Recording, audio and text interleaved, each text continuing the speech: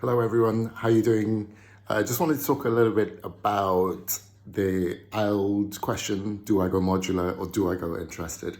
Particularly now when the airline industry is not in a great place with COVID-19. Stay tuned.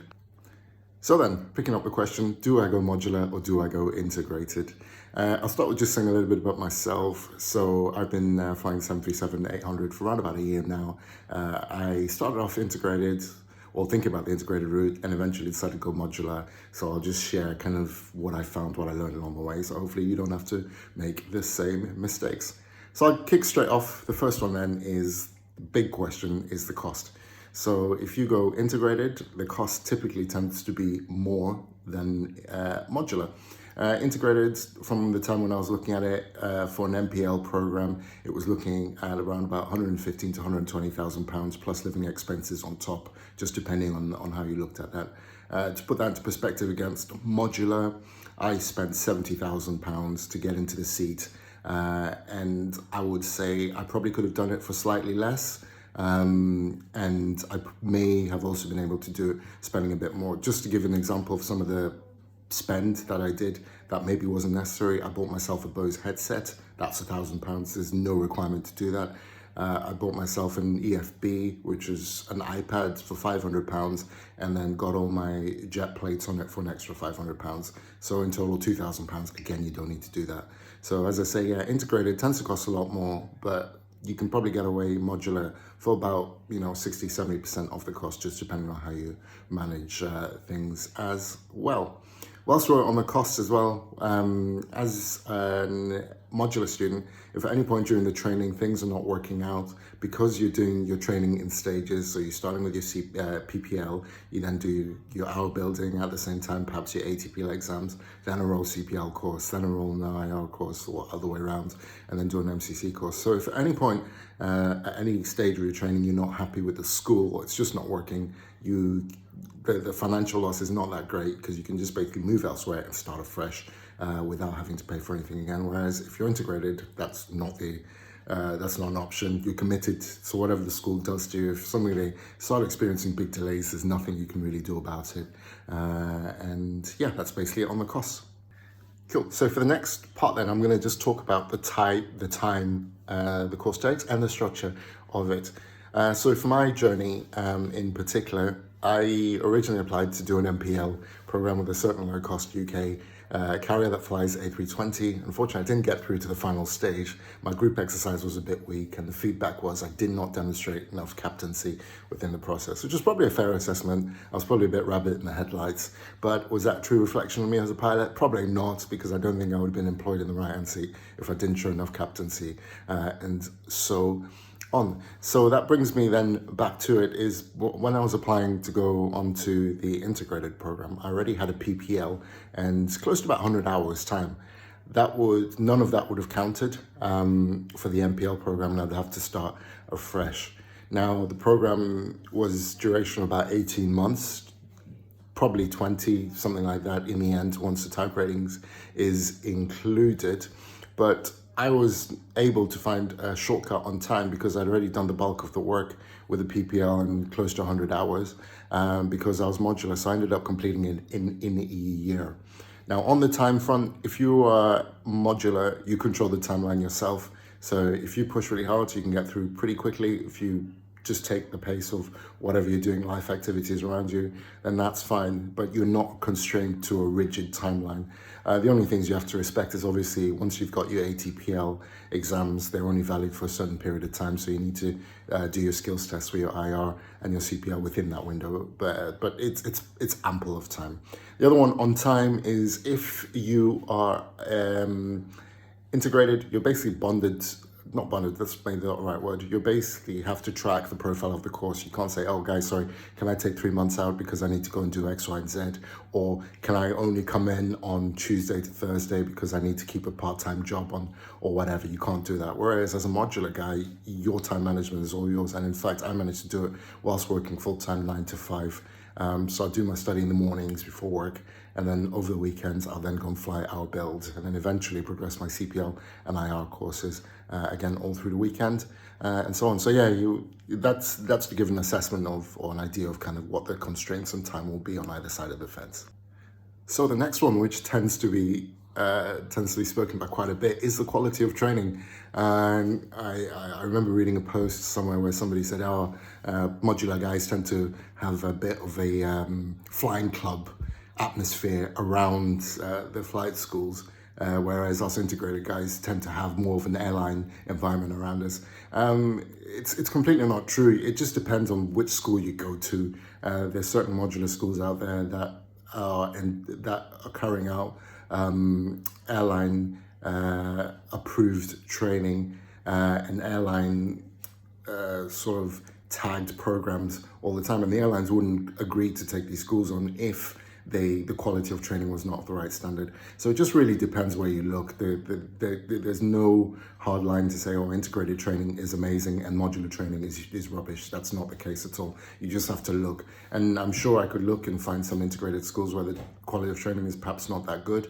And I'm sure I could find modular schools where the quality of training is not that good. But by the reverse, I'm sure I could find integrated courses and great modular courses. So there isn't really that much of a gap between the quality of the training between modular and integrated if you look hard and you do thorough research on that. So that probably shouldn't play so much into it. If you have the aptitude, you have the ability, you will get through whichever stream, integrated or modular. There's no debate about that.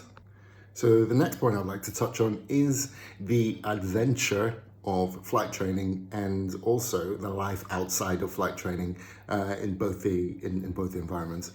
So as a modular student, you're less supervised, there's nobody controlling what you do. So if you wake up in the morning and you decide, hey, I need to do my qualifying cross country, I want to fly from England to France, provided your paperwork's all current and the weather is reasonable, nobody is going to stop you, there's nobody to supervise you.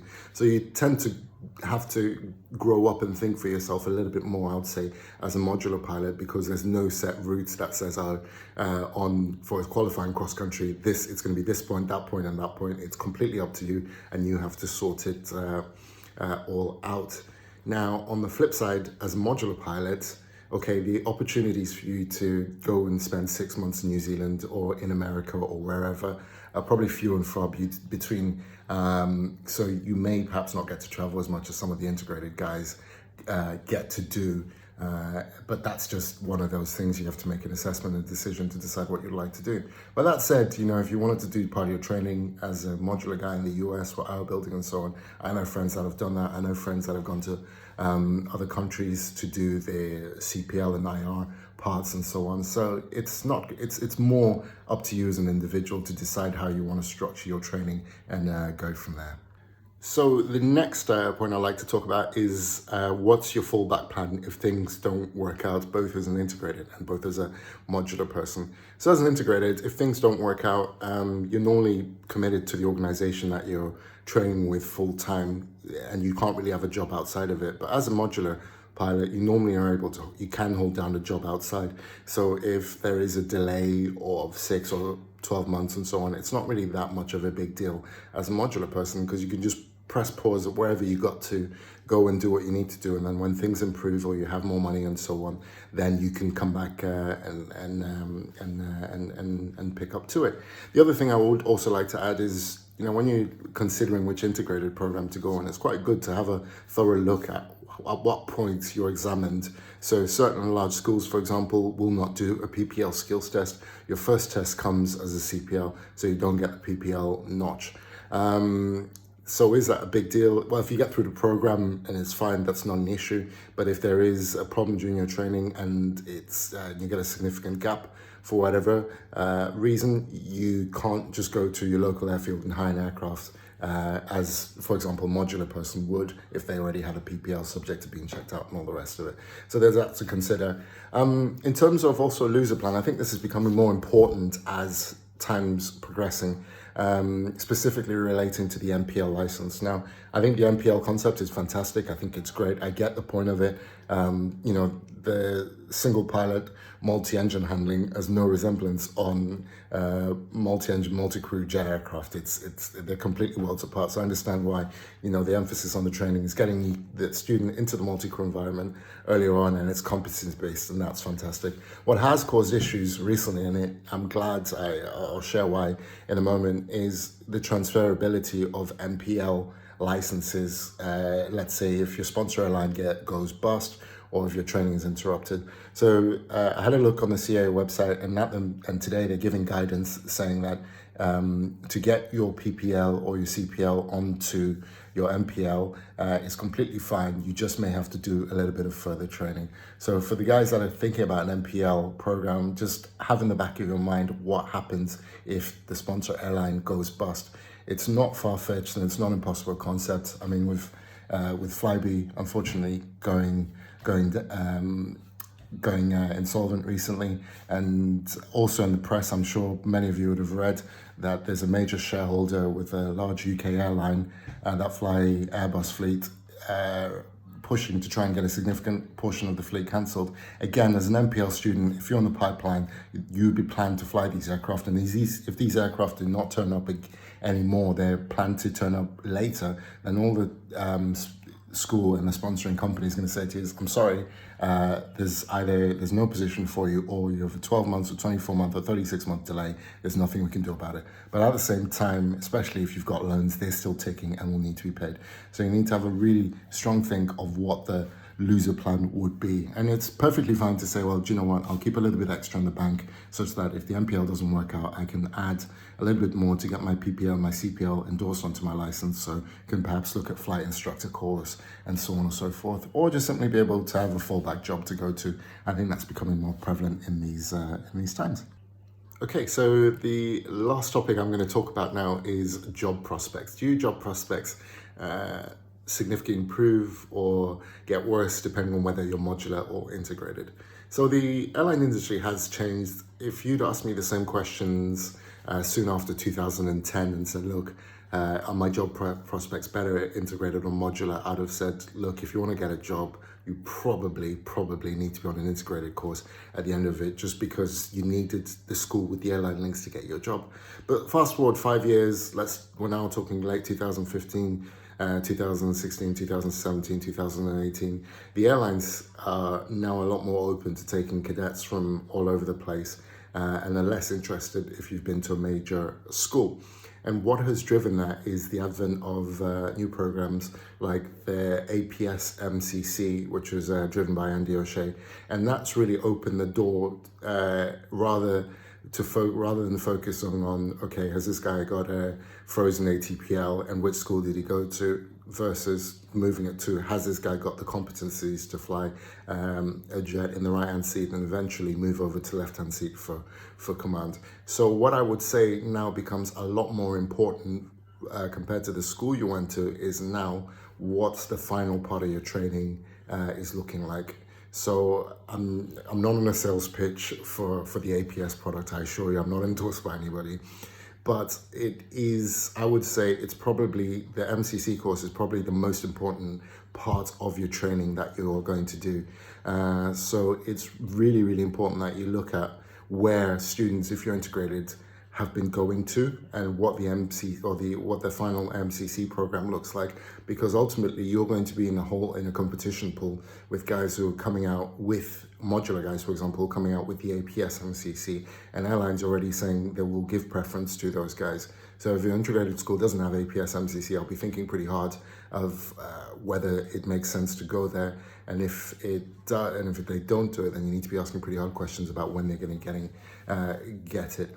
Again, this is my own personal view, but a few of my friends have been reaching this MCC decision point, and they asked me for my honest advice. And I said to them, if you do a week or an average IR, but do a really good MCC, an enhanced MCC and APS MCC, you probably have a good chance of getting a job. But if you reverse that, if you do an amazing IR, but do a really weak MCC course, because the airline is going to be assessing you on the MCC competencies predominantly on your assessment, then your chances, in my humble opinion, would be less getting it. So I hope that kind of shapes the conversation or helps you give some feeling as to, well, what's more important in terms of job prospects. Oh yeah, the other point to add also is some airlines or some training organizations will give the facility to find you a job, which is great, but don't always believe everything that you're told, because ultimately there have to be the airlines out there giving jobs for you to be placed. So with the airline industry a little bit stagnant, there might be a wait time. So then the argument comes back, well, it doesn't make sense to pay a premium for an integrated program if I'm just going to be sat in a hold pool versus being able to go modular and continue to work at the same time, and keep my currencies up and so on and so forth, because I'm working full time. All right, that's it for me. I would love to hear your comments, your thoughts, any ideas on content. Please leave feedback. Thank you. Cheers.